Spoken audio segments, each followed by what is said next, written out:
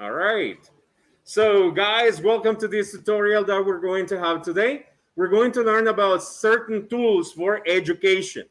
The first one we're going to see is called Microsoft Flip. That's the first one. Of course, for every tool we're going to see, you know that you have to create your account. All of them are free. So feel free to create your account. Now, in order to use it, I will show you like the most important components that Flip has. For example, what you need to do, the first thing is to create a group. So when you enter into Microsoft Flip, you will see this button there to create a group. So click there and then go to create a group. When you do it, decide what type of group that is, if it's a classroom group, if it's for any other thing. In this cases, I'll put classroom. Your ages, if it's for the university level, for example, just click university and then next. Now, it's important that you name your group. Who are you going to teach? Let's say you're teaching high school.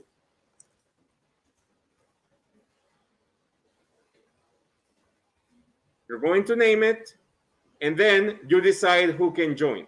If anyone with a link or people you approve. Now, I'll be honest with you. When you click on people you approve, you must be very careful, because if you go to your Google Classroom and you link it, only the people that are in your Google Classroom will be able to join Flip, or the people that you mail. This is a little bit more tedious because it's going to put work on you, a lot of work. So I suggest that you don't do this, that you do anyone with a link, and that you share it only with the students that you're going to be working with. In this way, they only have to click on the link and they join the group. Now, I'll create it here.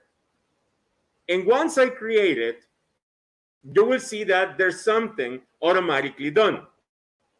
First, I have the link to the group for everyone to join. I'll close it, and there's one thing that is already done. General. This is a topic. The general topic is a space to share anything with your group, and it's automatically done. If you don't want to have this, then you can simply edit it. For example, imagine that you are going to have your students talk about, let's say, birthdays. Good afternoon, come in. Birthdays. So congratulate. So this topic is going to be to congratulate your classmates on their birthdays. You're going to put there a little description, and then you're going to choose how much time people are going to record.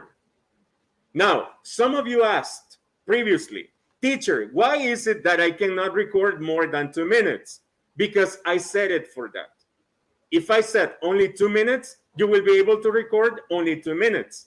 The maximum is 10 minutes, and that's it. Now, for birthday wishes, I suggest that you do 30 to 45 seconds so that your students can practice and leave a nice comment for everyone on their birthday. If you want to add anything such as media or any other attachments, you can click here and paste the links and put a title to display if you want to do something related to that. If you don't, then just leave it like that and save changes. Now, the description that you have given to your topic will be there, and the description, of course. For people to join the specific topic, you have a join code over here. Look, the join code is not for the group. This is for the topic. This is for people to join that specific topic. If you want to share it with people, you will have to click here on the arrow, and you will have to copy the link, or simply post it to Classroom if you have already linked it to your own account. I suggest that you copy the link and then you paste it wherever you want. Now, what is the use of Flip in English teaching?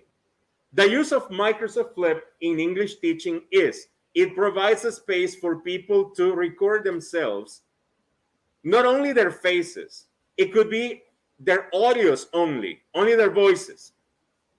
It provides them with a space to be creative and to practice their speaking skill. Why do I use it? I use it for two purposes in classes. First, whenever I have new students and I want to get to know them. Why is it important? Because sometimes you don't have the chance to know everyone's faces and names, or you don't get to talk to all your students. If you have a video of them, you get familiar with their faces and names at the same time. And you also get to see if they have problems with pronunciation or grammar structures. That's why I consider that this is a tool that can help you in different ways. In English teaching, use it so that your students talk about different topics related to whatever you're teaching. If they don't want to record their faces, just set it so that they can record their audios, and that's it. But the purpose for using it will be up to you. In this case, when I decided to put birthdays in the Microsoft Flip topic, I'm not using it for English only. I can use it also to create community among students. And you know that in blended and hybrid learning, it is important to create community because people need to know who they're working with. So birthdays, to give other people your best birthday wishes, will be a good example for you to do that. If you have more applications about how to use this to teach English, that's what you're going to tell me in your 2-minute tutorial. Remember that you have to do that, right? So in that 2-minute tutorial, you're going to tell me, on Microsoft Flip, I can use this in order to do this and this and this. So you will record that tutorial so that people can use or teach English more effectively. Do you have any questions about how to create groups and topics on Flip? Questions? And I'm sorry that I'm sitting, but it's because there is a stream going on. And then you will watch this video. I guess, I think. No more questions? No? Clear as horchata? Yes, right. Okay, so this is how to use Microsoft Flip. So just look for it as Flip, and it will come up. Remember, you have to create your own account before doing that. Now, the next thing that I want to go to, the next tech tool that we will see is called Wakelet. That's the next one. Wakelet. And hold on a sec. Wakelet. Here's the name so that you can copy it. Wakelet. Now, Wakelet, what is Wakelet? I will show you what that is. For example, for didactics of the English language 2, I made a collection of different things. And this is the collection. It's called Didactics of the English Language 2. I put a brief description of the activities, assignments, readings, and evaluations that students were going to have. I put the class schedule, the link to join the meeting, because it's important that students have access to it all the time. I put the syllabus here. So if they click over here, it was going to download a copy of the syllabus. You see? Over here. So this is the syllabus that I used last semester. So every single thing that students were going to use were here. Starting with Module 1, English Language Methodology. So what is Wakelet? Wakelet is a tool that allows you to curate content. Content curation means that you as teachers decide what content is suitable for your students, what content you want to share with them, because it's going to be good for their development in the class. Now, whenever you come here, what are you going to do? Of course, you're going to share resources. What type of resources can you share? You can share images, you can share text, you can share videos, or any other link on the web. Plus, you can use PDFs, or if you go to the plus button, you can put tweets, flip videos, YouTube videos, anything from Google Drive, OneDrive, or from Adobe Express. So you have a combination of things. How can you use it in order to teach English?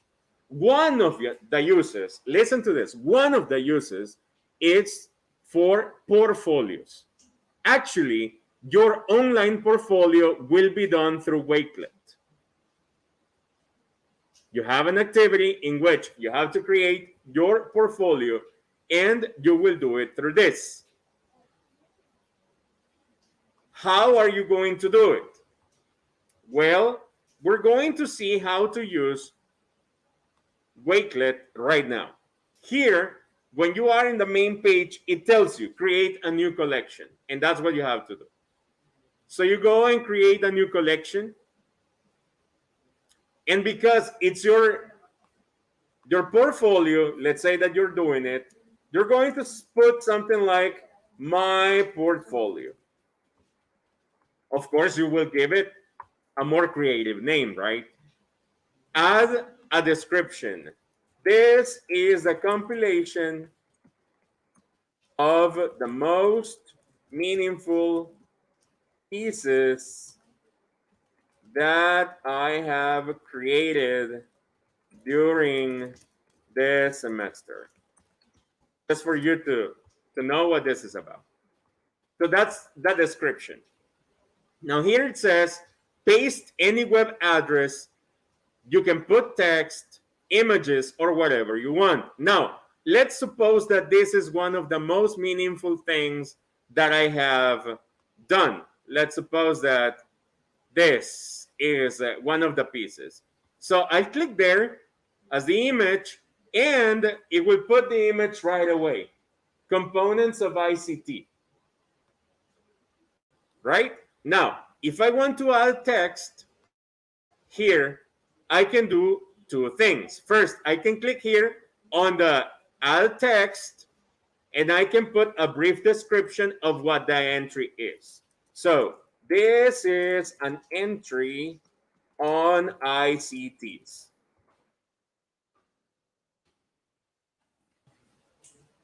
This is an entry on ICTs. Hold on. And that would be like the description. Or you can come here and on edit card, you will have a description here in which you can put, this is an entry on ICTs. That's it. And there you have the description of what that is. Whenever you want to add text, you can do it through this pencil, and you can edit entries just by clicking on the three dots that appear here. If you click on edit, you can make it bold, select it and make it bold, make it like into a heading 1 or heading 2, depending on what you want. You can put it in the middle or to the right, depending on what you need to do. So that's how it would appear. Whatever you want to put, make sure that you do it properly.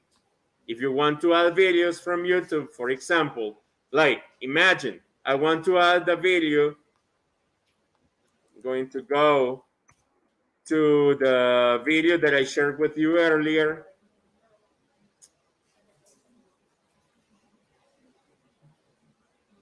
And I will share it with you on there.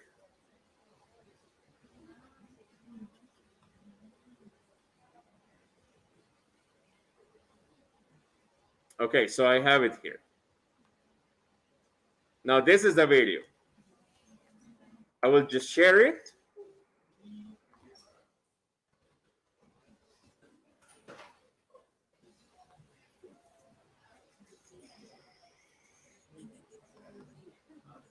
Seems that the link is not working. I think the link is not working. I'll just paste it here. Where's the link? Oh, there it is. There it is. So that's how you add videos or anything on here. If you want to add PDF files, just come here to the PDF button and it will ask you to add anything that you have. So I want to add a rubric for the online forum too. I will click on it and the rubric will be available for everyone. So Wakelet is just that easy to use. You just need to click and select whatever you're going to add on this. My recommendation for your portfolios is that you make it clear what entry is. Like you make a division between entries, or that you name each entry so that I know exactly what you want to say in each part. For example, here you know that this is the rubric. Here I see that this is the video forum too, so there is a name there. Oh, I have 3 videos. I will delete it because I don't want it. Let's see how many I have. I have 2. So I'll delete this one too. I just want one of them.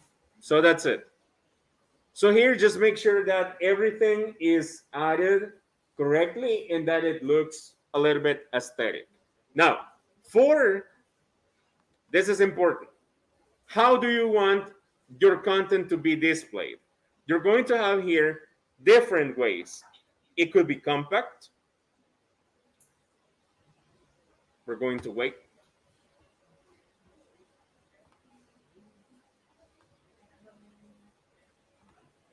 It could be the grid view. I don't like this one, to be honest. It could be the mood board, which is this one. And it could be in columns. In these columns, you see everything is in only one column. And you don't see much of the things. So I suggest that you do the media thing so everything can be displayed properly. And when you come here, you have the options to copy collections, to move collections, or to allow other people to make a copy of that collection. If it is a personal portfolio, you don't mark this, like you don't turn it on. Okay, I don't want anyone to allow copies of their collection, because if you do, then someone could be like, oh, someone already did their portfolio, I'll just copy it, and they can present it pretending to be you. So don't do it. Okay, so those are my suggestions. You can also use cover images over here if you want. In the background image, I will choose one from Unsplash. Let's see this one. And the cover image, I'll choose one from Unsplash as well. And I will use this one. It's not available or what? So that's it. So you can put anything here. to curate content or to show your portfolios. Any questions, guys? No? Are you sure? Very sure? Wow. Wow. Next, we need to go fast. The next tool is Padlet. Padlet.com. That's the one. Padlet. Let's see where we have this. That's the name, Padlet. Padlet. What is a Padlet? Padlet is a collaborative board. This is for your students to write, to create content. Of course, you will tell them about what. For example, the one that I made 18 days ago, it was about technology tools, and it was in one of these classes. And I asked you, what technology tools do you use to teach? Listening, speaking, reading, and writing. And this is what you put. Do you remember this? Okay, so in here, what you need to do is to give your students a prompt, and then they will just write. They will create content, easy. The best thing of this tool is that students have the creativity to add whatever they want.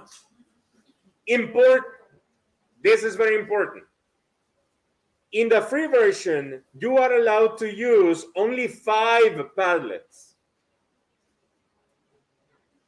In the free version, only 5 Padlets. I have 5 of them here. So if I want to make a new one, look at what happens. Did you see? I already have 5. So what do I have to do?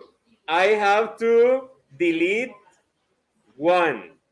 I will delete it. I have to put the code that I see here and then delete it. Now, if I want to make another Padlet, it will be possible. Okay?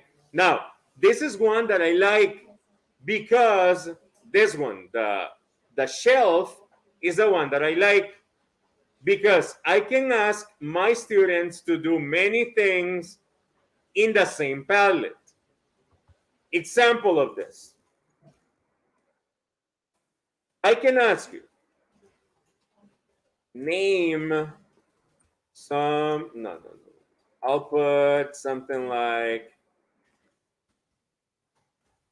it will be about pronunciation, more specifically, phonemes. Phonemes. And I will ask you to categorize phonemes according to the groups they belong to. That's what I want you to do. Now, this is only the title and the description. Now, I haven't done anything here. I haven't. Now, here it says, name your first section. Let's talk about plosive sounds. Plosives. I want you to tell me what the plosives are. In this one, I want you to tell me about the affricate sounds. Here, I want you to tell me about fricative sounds. Right? Here, I want you to tell me about nasal sounds. Hold on.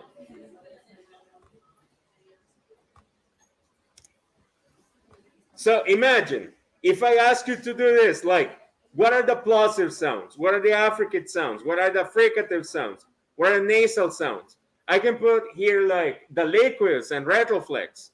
I could keep adding sections so that my students tell me exactly the content that I want them to create.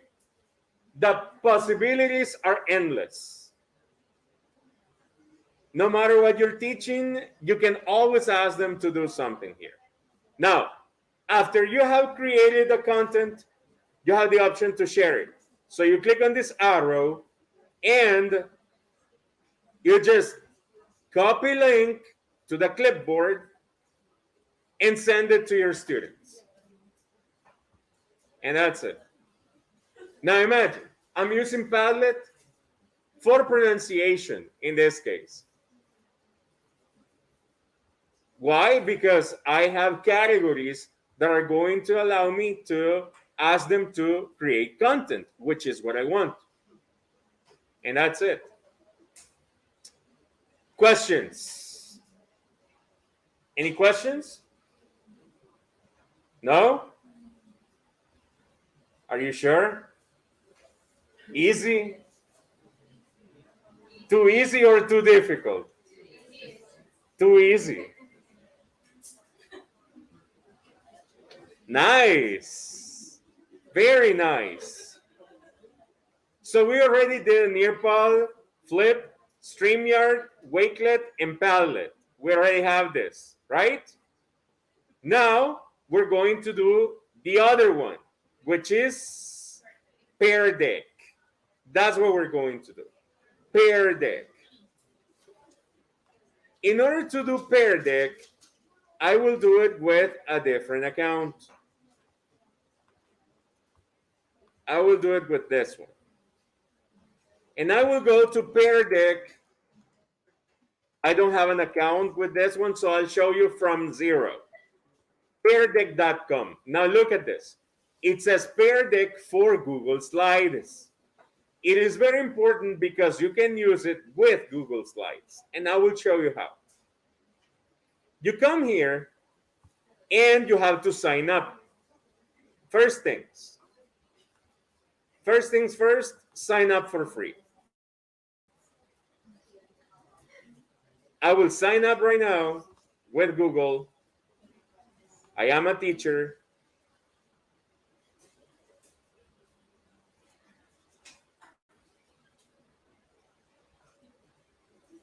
And I'll use this account. I will allow Pear Deck to connect to Google Drive because it needs to have access to it. And it's asking me for the postal code. I think Santa Ana is 00210. And this is the University of El Salvador. Now, this is going to be, there's going to be a free trial for premium features. Now, click on Get Started, and you will have access to premium features for 30 days. And that's it. Now look at this. Now you have to go to Google Slides. That's something you have to do. Google Slides. Where Slides? Slides. I don't see it. Here it is. So I go to Google Slides, and then I will open one of the presentations that I have. For example, this one. It's called a lesson. I will open the presentation, and then I'll do the following. Please pay attention because this is something you will have to do. You're going to come here. Wait a second.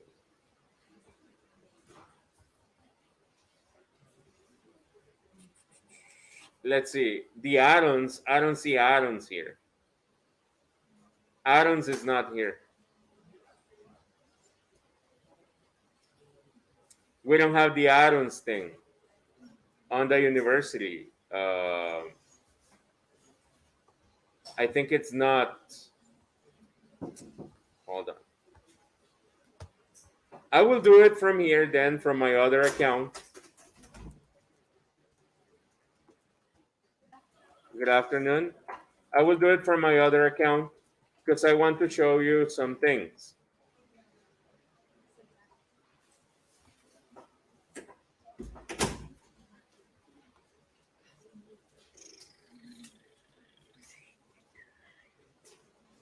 Okay, so I have, where is it?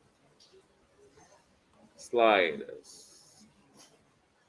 I have slides over here.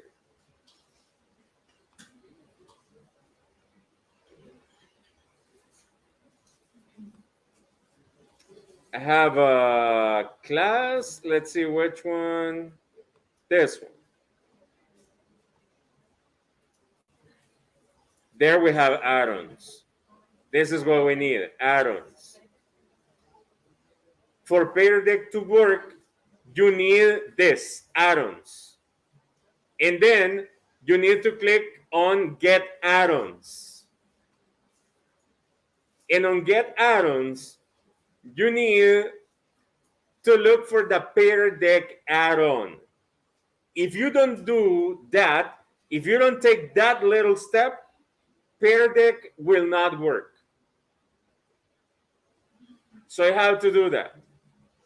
Pear Deck for Google Slides, you have to click there, and then you have to install it. I already installed it, so I already have it. Now, in order for you to see the add-on working, once you install it, you need to come again to add-ons and then open Pear Deck add-on here. You click on it and it will appear over here. This is for you to make every single slide interactive. How do you do this? In the icebreaker, for example, it says getting to know you. Never have I ever, would you rather, or open-ended. Now, if I want my students to do something here, what activity do I have available? I have the text, choice, number, and website, because draw and draggable are premium, so I don't have them right now. I want my students to answer questions about never have I ever. So I will add the text option. When I click on text,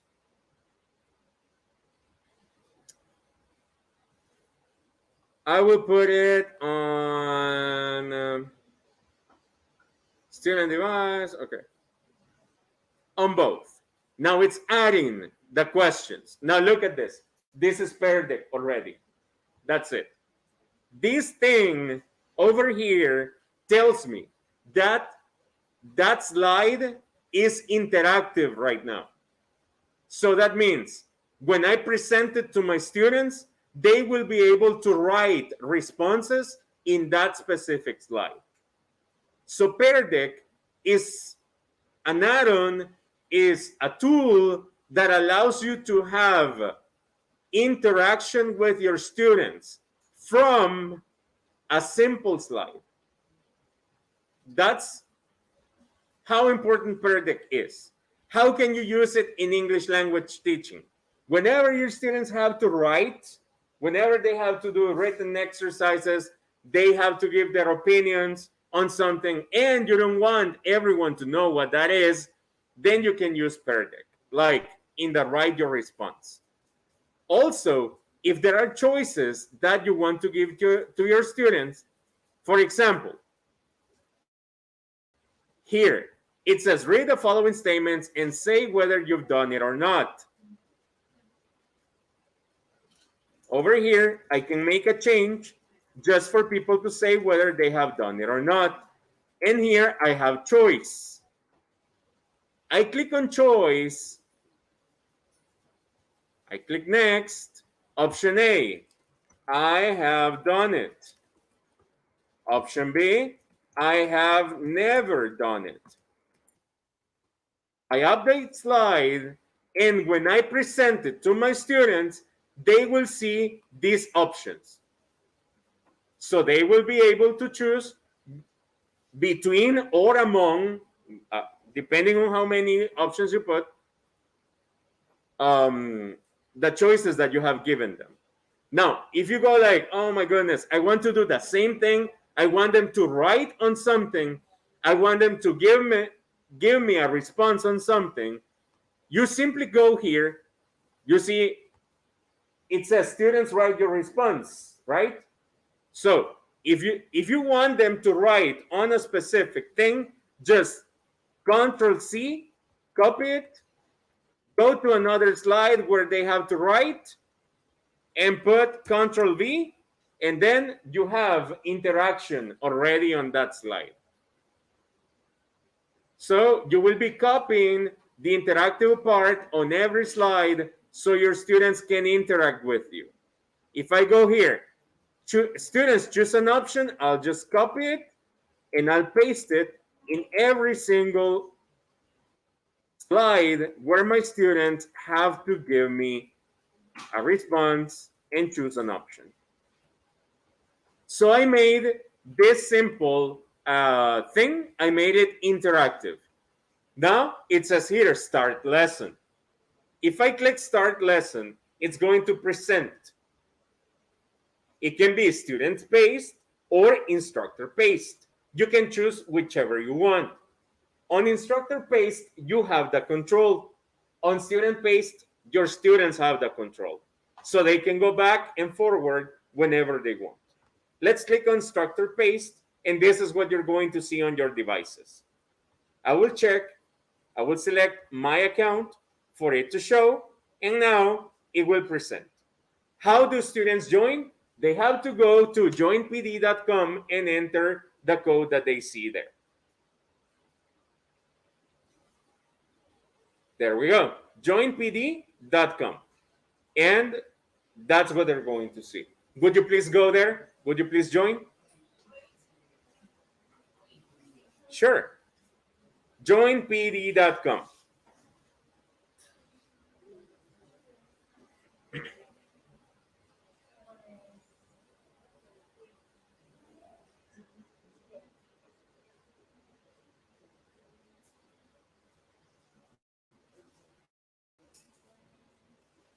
Joinpd.com, and the code is SPFWJW.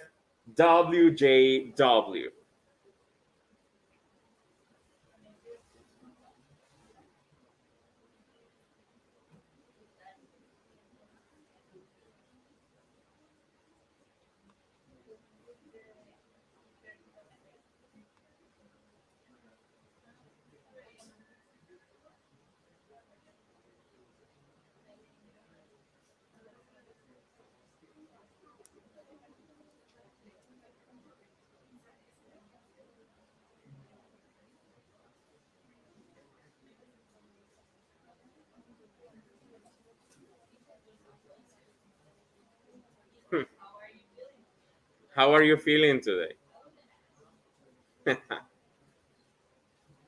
It always does.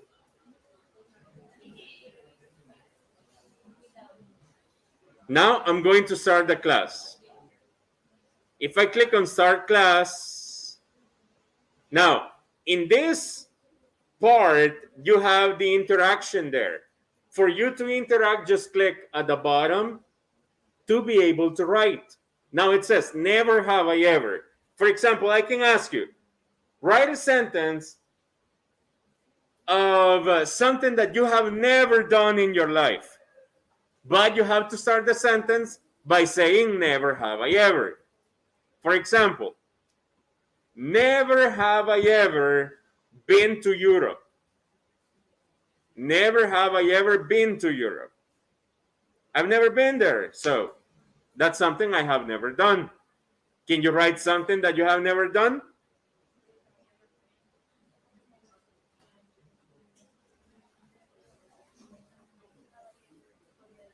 Never have I ever.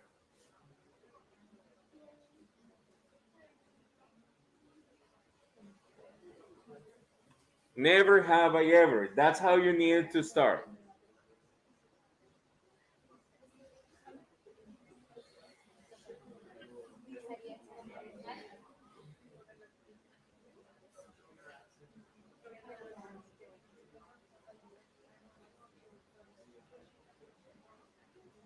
Now, if you look at this, you don't see anything happening here.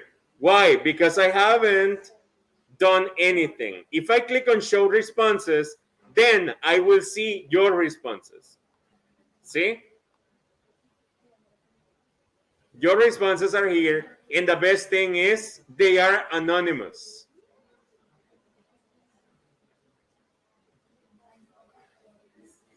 Your responses are anonymous.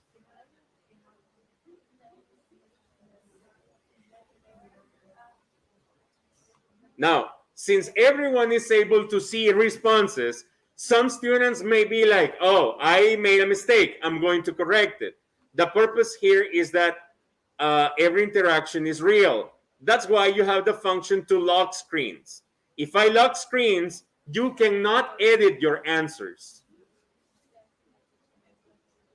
Try to edit your answers. Can you? Can you do it?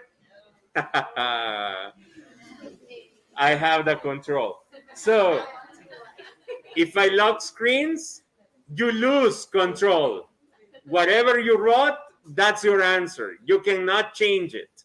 You cannot send a new one. But if I unlock it, then you will be able to make any changes to your answers.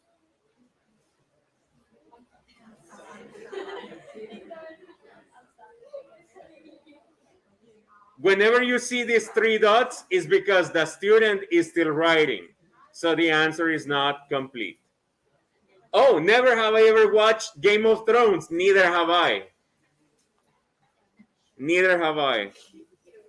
Never have I ever gone to Italy. Never have I ever had a dog. Really? Oh my goodness. Never have I ever been in the US. Never have I ever been in Mexico. Never have I ever been in Italy. Never have I ever met a famous person. Never have I ever stolen a phone. I mean, I would assume that no one has done it.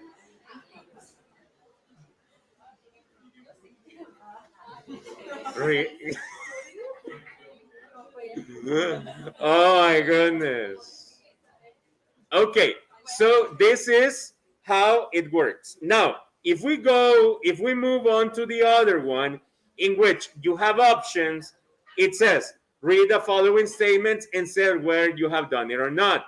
For example, have you ever made a meal all by yourself? Yes or no? You have the options there. Yes, I have, or no, I have never, or I've never done it. So just click on there and select the option. And I will have all your participations here.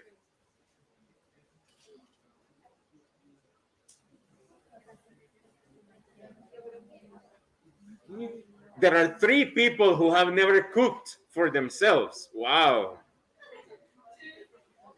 2. 1. No, don't go back. Don't go back. I will lock screens. There's 1 person who has never done it. I will check your phones to see who that is. No, I'm kidding. I will unlock it, so you can repent now. Oh, now 2. Okay. Now 1 again. What? All right. So it's about this, right? So you know that your students are participating. Now, what is the purpose of this? Tools like this and Nearpod. Listen, when you are in large classes, if you ask every student, for example, if I ask all of you to participate at least 1 minute, we will spend around 50 minutes of every single class listening to you talking. So it's impossible to have everyone's participation in every class. That's why tools like this help teachers to have their students' participation. Because even though you cannot see names here, there is a way for teachers to know who have participated and who didn't. So I can know who did what. So that is the use of Pear Deck. Do you have any questions? No? Okay, no questions. Good. Next thing. We're going to go to the next which is OneNote. OneNote, I will only show you how we use OneNote in education. Now, this is OneNote. This is a program that already comes in most of your computers that have Windows. So you open OneNote, it's this icon, the purple icon, that's OneNote. OneNote is a really useful tool for students to keep track of what they do, or for teachers even to have all their lesson plans somewhere. So I'm going to show you how to use it in English language teaching. Now look at this. I have this paragraph. The functionality is that I can click anywhere on OneNote and I can paste whatever I want. I will paste it here. I have this. This is something that I have. This is like a dialogue. Now listen. I know that you are taking grammar. Some of you, raise your hand if you're taking grammar. Wow, most of you are taking grammar. And you go like, teacher, is this a noun? Is this an adjective? Is this a verb? What is this word? I don't know. Go to OneNote and then go to the draw option. No, sorry, this one, Vista or View. And then go to Immersive Reader, Lector Inmersivo. Now, Lector Inmersivo is going to help you in different ways. Look at the first one. When I click on Lector Inmersivo, something's going to happen. Listen, I will click on play. Man, how is the new Thai restaurant? Woman, it's great. All the food is cooked with organic ingredients. Man, that sounds great. How late is it open? Woman, well, food is underscore underscore underscore underscore underscore underscore until 11, but the bar is open until midnight. Man, I will have to check it out. Woman, you should. It's worth the visit. So, whenever your students have problems with pronunciation because they don't know how to pronounce a word, simply tell them, copy the dialogue or copy the reading onto OneNote, go to Immersive Reader, and play it. It will tell students automatically the pronunciation of every single word that they have there. Do you need to be there for your students to know how to pronounce things? No, because they have a tool. That's one of the uses. Second, important. Let's go to grammar options. The second tool that we have here, grammar options. If you want, for example, if you want to know how to separate words into syllables, just click here. And it will automatically separate every single word into syllables. You see? Now, teacher, but sounds is not separated. Why is that? Why is that?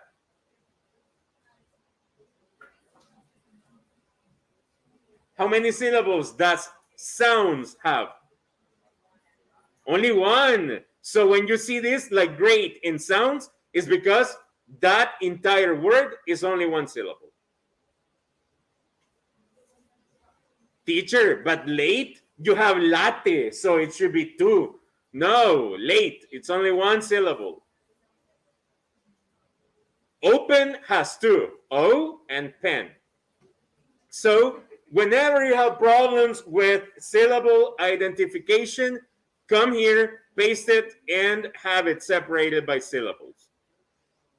Also, if you want to know the elements, the sentence elements, such as nouns, verbs, adjectives, or adverbs, just choose the whole thing click on nouns for certain color. For example, you can change the color here. You can make it red, and every single noun is going to be in red. Look.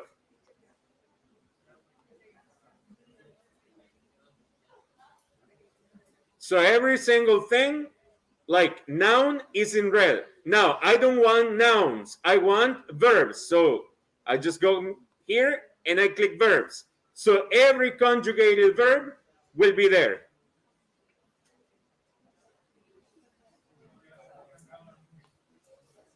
I don't want verbs. I want adjectives. Every adjective will be in purple. The new Thai restaurant. Thai acting as an adjective of nationality. Right? So that's it. Now, if your student doesn't know something, they can use the object, or how they call it, the visual dictionary, in which they just click a specific word and they're going to see pictures of that word. Like restaurant, there's a picture of a small restaurant there. Food, there's a picture of food. Organic, we have some organic things here. Ingredients, we have some ingredients. So there's a visual dictionary that also helps your students who are more visual. Now, teacher, but I need translation. I don't understand a text. I need translation. While there is a translator that helps you do this, I will tell you something. This one is a little bit more reliable. How do you do it? You come here to text preferences. You click on by word or document. If you click on document, then you will have the original and then you will have the translation. But I made a mistake. To translate, I will put it in Spanish.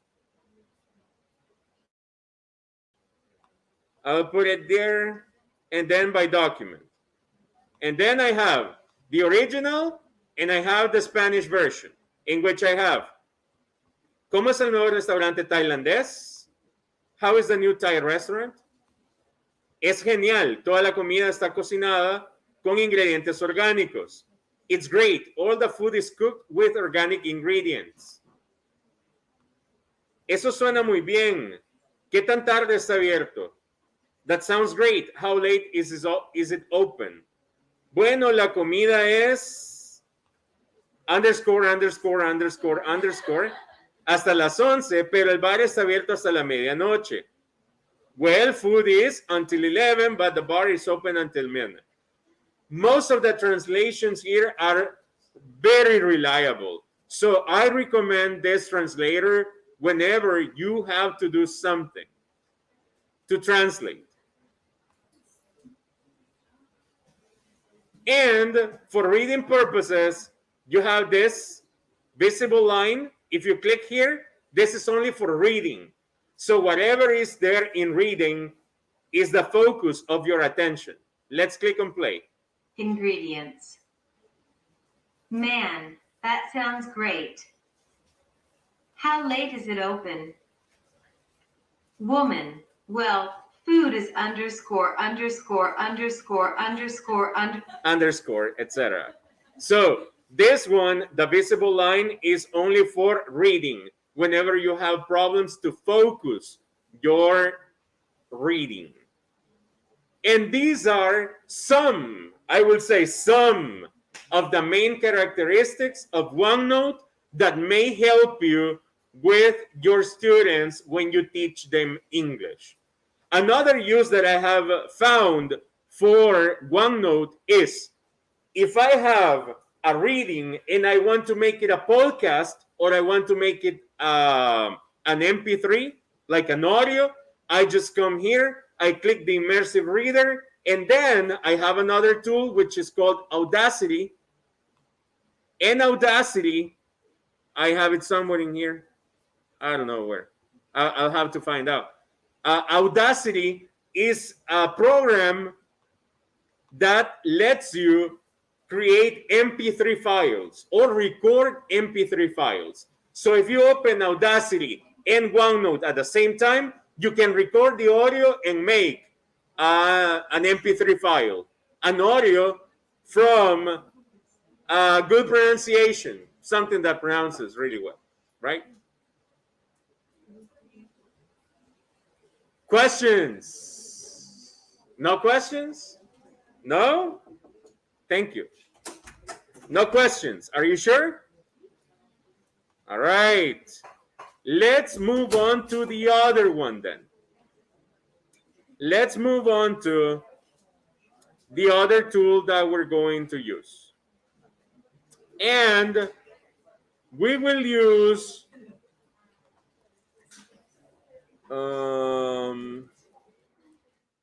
let me see here.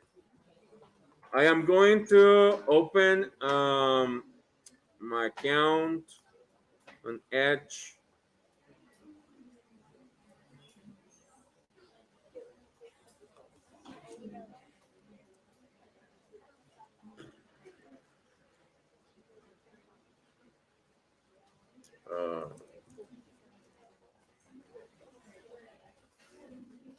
The next one is Sway, sway.com.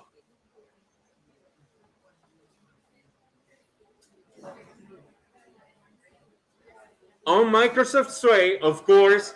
Now listen to this. To use Sway, you need to have a Microsoft account. It could be Hotmail, it could be live.com, it could be, what's the other one? Hotmail, Live, or Outlook. Any of those accounts. And Sway is completely for free. So here are some Sways. What are Sways for? Sways are for you to present content in different ways. Instead of using a PowerPoint presentation all the time, you can present content by using Sway. For example, look at this Sway. Look at this. Here is the space in which you put all the information. Instead of slides, Sway works with cards. These are the cards, the ones in white. And you can add any card at any moment just by clicking here. And then you have the options to do. Now, whenever you're adding content, I suggest that you are a little bit careful with how you organize things. If you want to see how your design is, you just click on Show, and here is the design, how it's going to look. Sway looks like a website in which you have put your content and your students can access to it by just having a link. So here's the link. You click on share and click on the link. Now, I'll be honest with you. Sometimes we don't have time to create everything from zero. We don't. So just go to start with the document, go here, and over here, for example, I have this PDF with a presentation. So what I'm going to do is I'm just going to upload the content there. Then I will check it to see if it's good. If it's not, then I will have to make some changes.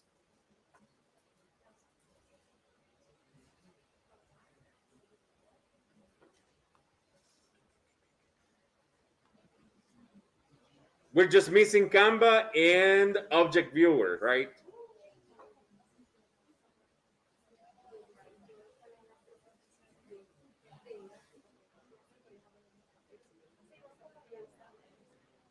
I think everything is just like this because there we go. So here I have it. I have the content. Let's see how it works. I'll click on show, and I have a variation on audio lingualism, and I have there like everything I have done. So students can see the content that I have shared with them. This doesn't look good. This one doesn't look good. So I will have to go to edit, edit here, and on the one that doesn't look good, which is, I think, this one, students repeat, I will put it here so that the text doesn't appear in the other parts. All right, so I'll just have to do that. I'll need to check whether the things work, whether they look good, and if they don't, I will have to correct that.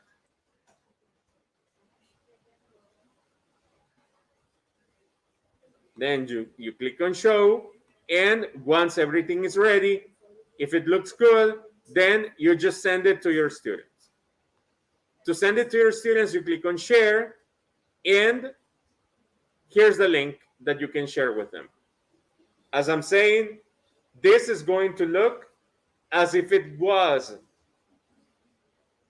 a website. The content that you present, it's in the way of a website. That's what Sway is for.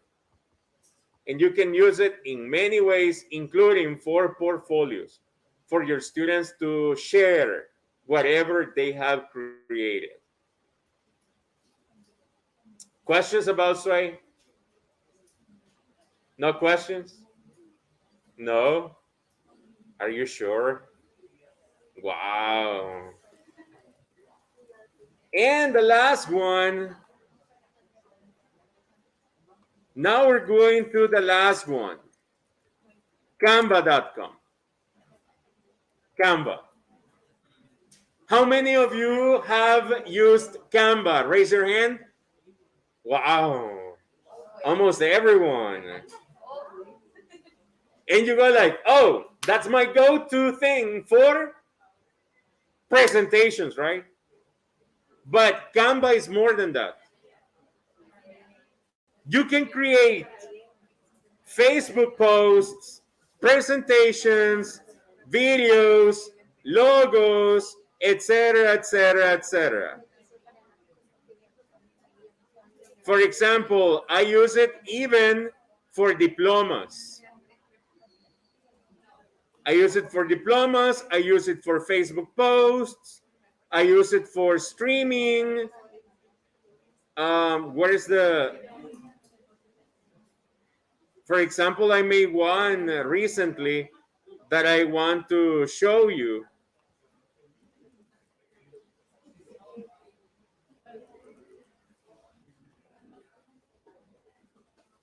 Let me see if I have it. I made one video with Canva recently. This one, the timer. Look at the video I made, for example.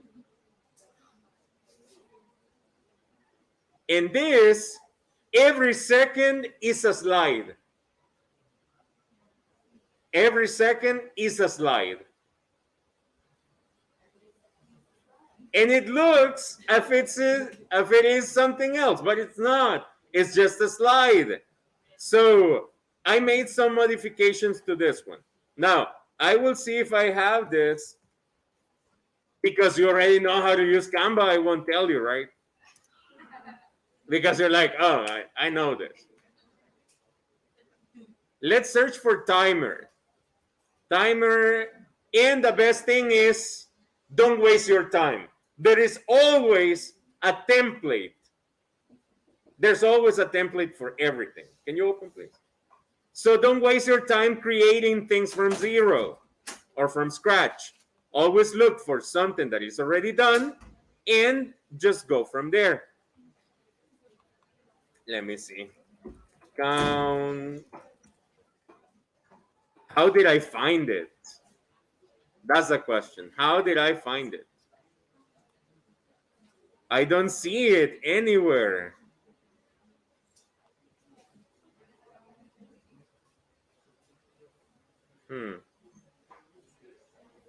I don't see the timer anywhere.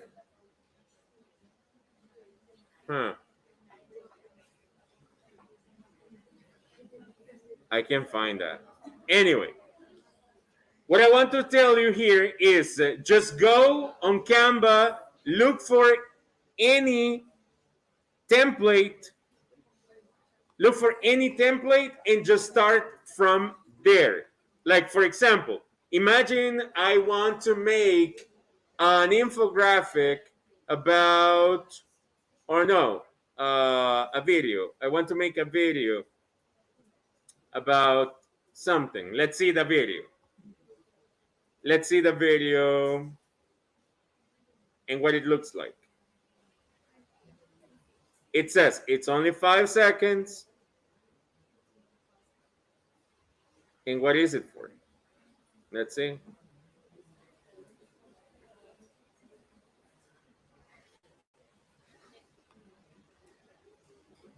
Seems like it's not working. Seems like there's nothing here. There's nothing. There we go. So 10. Oh. Uh-oh. And I didn't bring my charger. So we're going to close with this, because all I want to tell you guys is on Canva, try to look for presentations, videos, Facebook posts, or any other media element, and just adjust it to whatever content you want to teach. That's the magic of Canva. You don't need to start from scratch. And since you are already masters in Canva, we're going to stop this broadcast over here so that anyone can watch it later. So thank you guys for your attention. And now